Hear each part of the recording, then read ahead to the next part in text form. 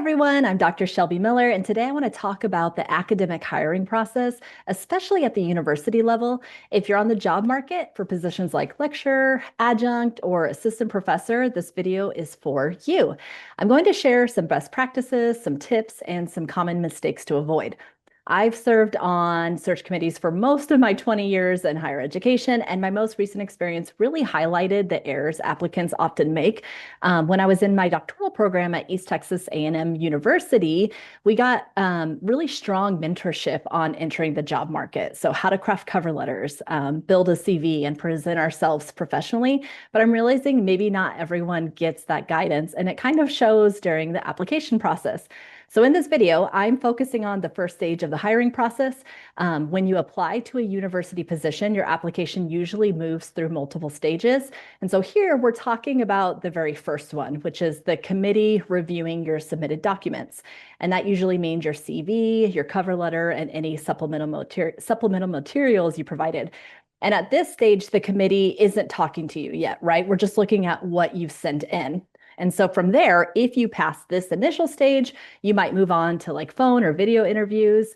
And in my most recent search or a search committee that I was on, we had 30 plus applicants for a single position. So that's a lot to review, and certain mistakes can make a candidate easy to overlook, right? Or harder to see as a strong fit.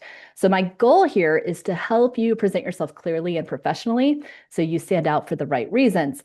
I'm going to cover some very practical, concrete examples of issues I've seen recently. And this is not an exhaustive list, okay, of best practices. This is definitely falls short of everything that you need to know. But what I'm presenting here should give you a head start on avoiding some of these pitfalls and making the hiring committee's job hopefully easier when you do things this way. So if you apply these tips, you'll make a stronger impression and increase your, chances of moving to the next stage of the process. So let's get started. For this video, I'm going to illustrate some of these common mistakes by looking at a specific example, a lecture position in English composition. And as we go through parts of this job description together, I'll point out where applicants often trip up and how to avoid these pitfalls. While I'm using this position as our example, the tips and strategies I'm sharing can be applied to many other academic positions you might be applying for. The first thing I want to focus on is the job description. Read it carefully and read it closely. Job descriptions are often short and may include some standard language like statements about diversity and equity and inclusion, but the important details are in the specific qualifications and expectations for the position, what this department is actually looking for. You need to notice both the required and preferred qualifications and make sure you address them in two key places, your cover letter and your CV. Sometimes you might not have every single qualification listed, and that's okay. You can use your cover letter to explain why your existing experience prepares you for that responsibility. So for example, if the position asks for experience teaching college courses online, but you've led multiple online workshops and are familiar with learning management systems, you can explain how those experiences make you confident in teaching online, even if you don't have that direct experience. The key takeaway is that the job description is your roadmap. Every cover letter and CV should reflect that roadmap, showing the committee that you understand exactly what they're looking for and that you're a strong fit for their position. Now let's take a closer look at a specific part of our job description, and I've highlighted this section for you. Candidates should have experience teaching developmental and other writing courses at post-secondary institutions, including experience teaching in face-to-face, hybrid, blended, and online modalities working with multilingual learners. So for this example, we're going to focus on the line that says, including experience teaching face-to-face, hybrid, blended, and online modalities. So in the first round of applications, the hiring committee reviews all submitted materials using a matrix to evaluate each candidate. And this matrix allows us to basically assign numerical scores to each candidate based on their qualifications and experience. Some items on the matrix are simply yes, no, like usually tied to required qualifications. So for example, does this candidate have a master's degree? Yes or no. And if no, the candidate is not eligible. If yes, they get yes, and they get to move forward, or meaning we'll continue to look at the rest of the documents, right? Other items are more subjective. So these are like the ideal qualifications or qualities we hope to see, the things that we put in our job description. And each candidate receives an individual score for these items based on what their CV and cover letter demonstrate. So, for example, recall the qualification from the last slide, which is experience teaching face-to-face, hybrid blended and online courses. And on the matrix, we might specifically score someone's online teaching experience, right? So candidates are listed on the left column of the matrix. And for each qualification, we assign a score of like 0, very weak, to 4, very strong. And this approach helps the committee quickly see how well each candidate meets both the required and preferred qualifications. So when it comes to addressing the job description, your cover letter and CV are the two instruments the committee uses to evaluate your fit. You need to hit the notes explicitly, especially in your cover letter. So in this case, when we looked at that matrix a minute ago, it's looking at online teaching experience. So the job description was also asking for that. So you need to be very explicit between your CV and your cover letters to say that you have online teaching experience. And what you really want to avoid are vague or alternate terminology like asynchronous teaching or technology mediated instruction, remote formats, non-traditional instruction, or a variety of instructional formats. These terms might hint at online teaching experience, but they don't explicitly show that you meet the requirement. So committees are looking for the words in the job description, experience teaching online. And here's another reason why this matters. I once reviewed a candidate I knew had taught online courses, but they did not include it in their cover letter or CV. So on the matrix, I had to give them a 0 because it wasn't explicitly documented. And with these other alternative terminologies, you might mean that, yes, you have experience teaching online, and perhaps you're just trying to be rhetorically creative and not use the exact words from this job description, but you really should use the exact wording from the job description when you meet the requirement that it's or something that it's asking for. Don't make the committee dig through your materials to figure it out.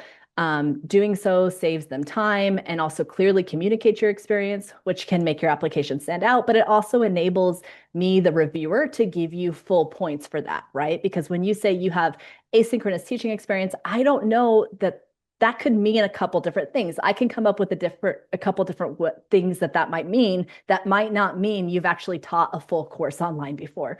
So stick to the job description and stick to the wording they provided and be very explicit. Now, let's talk about your CV and specifically kind of about some CV standardization. Something that came up a lot when I was reviewing applicants is that, well, and again, not everyone clearly receives mentorship on this like I did in grad school. So there's a couple things I want to point out with your CV.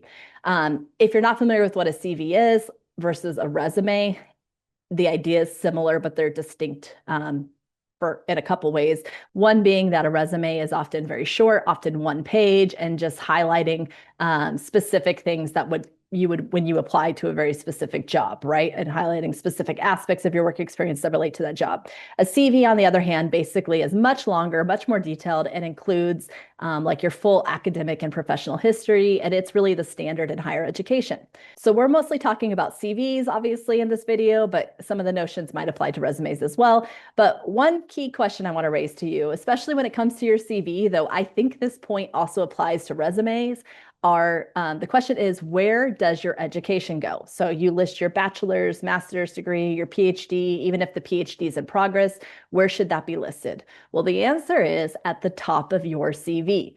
I saw multiple candidates place their education like in the middle of their CV or at the bottom. And as I said earlier, a CV can be multiple pages long, so that's really problematic. For positions like a lecturer role, minimum qualifications often require specific degrees and in specific fields. And the committee needs to see your education immediately to know if you met those requirements. So rule of thumb, always put your education at the top of your CV. Don't make the committee dig for it. It's one of the first things that we're having to check for. So remember, when I review applications, I have to use a matrix to assign scores or to assign a yes or no to each candidate based on how well they meet specific qualifications. And remember, your educational background is something I'm going to need to locate immediately to see if you meet the minimum qualifications for the position. So let's return to our job description and focus on the type of position. This is a lecturer position in English composition. And the word lecturer tells us a lot about what the job emphasizes and what your CV should highlight. So while CVs have some standard sections, you still need to customize them for the position you're applying for. Education goes at the top. We just covered that. But what comes next should reflect the priorities of the role you're applying for. For a lecturer position, the emphasis is on teaching. Unlike assistant, associate, or full professor positions, lecturer positions typically do not require research. Your teaching experience should come immediately after your educational experience on your CV. So when we look closer at higher education, if you're applying as an adjunct, obviously they're only looking for teaching. For you to serve in a teaching role. If you're applying for a lecture position, as far as I know, it's only teaching and service would be part of your role. And if you're applying for any type of professor position, so assistant, associate, or full, obviously research is going to be part of that role. But in a lecture position, especially in ours, research is not part of that role. Because teaching is the major component, especially if you look at the job description, on your CV, your teaching experience should come immediately after your educational background. Um, Now, it's absolutely fine, and it's definitely recommended to include your research on your CV, but it should go towards the bottom, even after service, right? Research, it's valuable, but for a lecturer role, it's not a priority. Like I'm not able to use any of that on my hiring matrix to showcase your eligibility for the position because we're not looking for that. We're not hiring based on that. So you need to highlight your teaching experience early so the committee can quickly see that you meet the core requirements and that you meet what we're looking for with the job description. Place your research and your publications later in the CV. Don't bury your teaching behind them because that's exactly what I saw on some of the CVs submitted for this lecturer position. Is it would do educational experience followed by a wealth of publications and presentations, and I'm having to scroll down because remember, CVs are multiple pages. I'm having to scroll down for the information that I need to know about the candidate. So the priorities with your CV, they need to be in order in terms of what's important in terms of the main sections, right? Research, teaching, and service. They need to be in order in terms of what's important for that position and what they're looking for.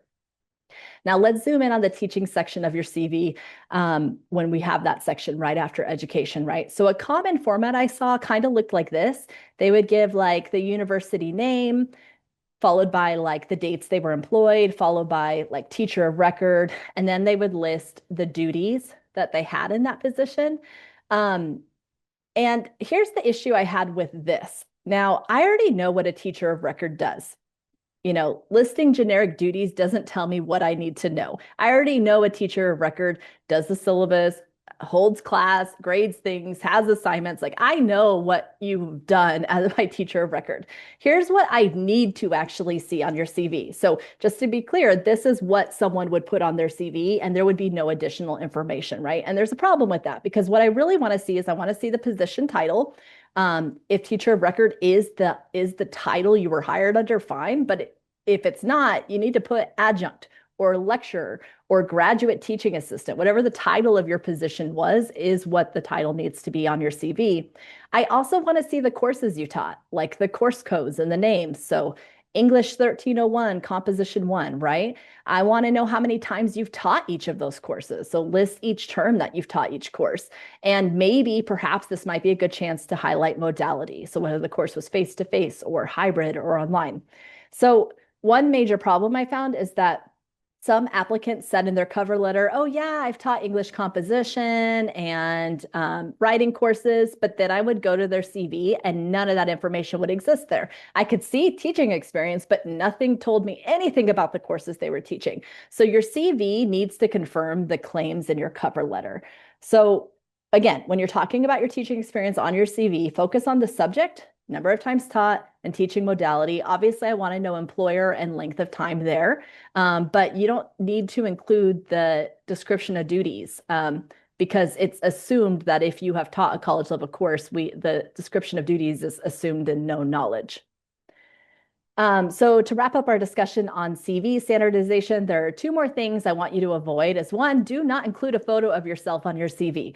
It's just inappropriate during the application process and it's really unnecessary for evaluation. And that more than anything screams to me that you haven't been mentored on how to put together your CV.